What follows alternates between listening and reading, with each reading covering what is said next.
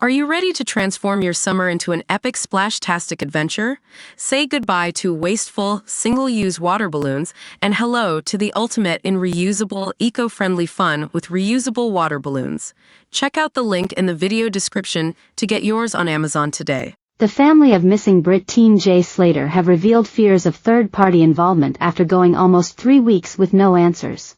Jay's exhausted uncle, Glenn Duncan, told our channel in Tenerife today that he is now convinced others were involved in his nephew's disappearance.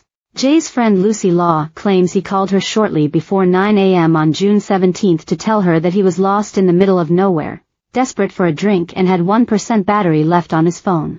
Glenn told our channel, "I've been thinking third-party involvement from the start. There's just some things that have already been out there."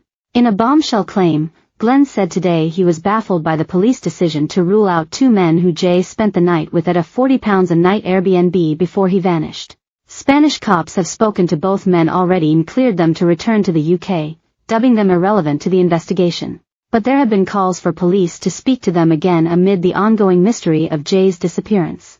Our channel revealed one of the mystery men, Ayub Qasim, who insists he has nothing to hide, but the second, known only as Johnny Vegas, has not come forward. They drove Jay to the remote cottage in the mountains, high above the colorful strip of Tenerife's club scene, after meeting him at a music festival. Glenn now believes the men, including convicted drug dealer Ayub Qasim, 31, could help find the missing teen. Jay's worried uncle joined the teen's dad Warren and his brother Zach alongside 7 other volunteers today to retrace his last steps. They spent hours in the unforgiving 25°C heat trekking through mountainous terrain in the hope of finding a breakthrough. Glenn said, "Why would 2 lads hire a villa up here? They're down on the strip, you know what it's like down there. There's millions of apartments and hotels down there in Los Cristianos and Las Americas." He added, "It's so treacherous up here. Look at the state of me. I'm not a climber, I'm not a hiker. It's so easy to get lost down there. There was a group of us and you can't see anybody. It got to a point where I wasn't even looking for my nephew. I was just trying to find my own way out to safety. I don't know if he was afraid of someone or something." Former detective Mark Williams Thomas, who has flown out to Tenerife to help, said he believes Jay was afraid as he left the Airbnb on the morning he disappeared.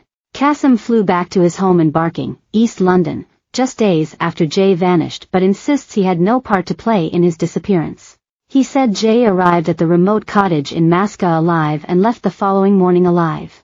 But Glenn insisted, the fact Qasim has come out and said all his, Jay's, mates left him and he had nowhere to go. He was 10 minutes from his apartment in Los Cristianos.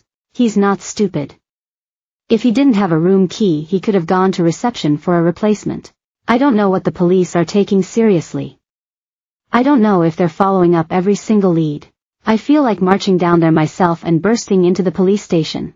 What are they actually doing now? The police, I mean, they're not searching with the helicopter, are they? Are they doing door-to-door inquiries or sitting there looking at CCTV images?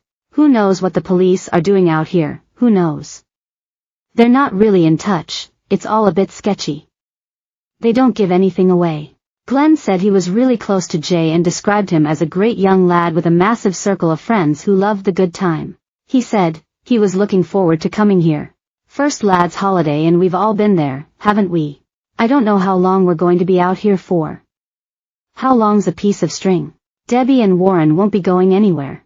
Glenn also made an emotional comparison to the never-solved disappearance of Madeline McCann today. He said, he's not been found, so you've got to cling on. I'm sure Madeline McCann's parents still cling on to that hope, that she's somewhere on the other side of the world 20 years later. She's never been found and there's no proof of whatever has happened to her. Jay's devastated uncle vowed, "We're still holding on to hope. We have to because we don't know. It's just torture every day. It's got to a point now where the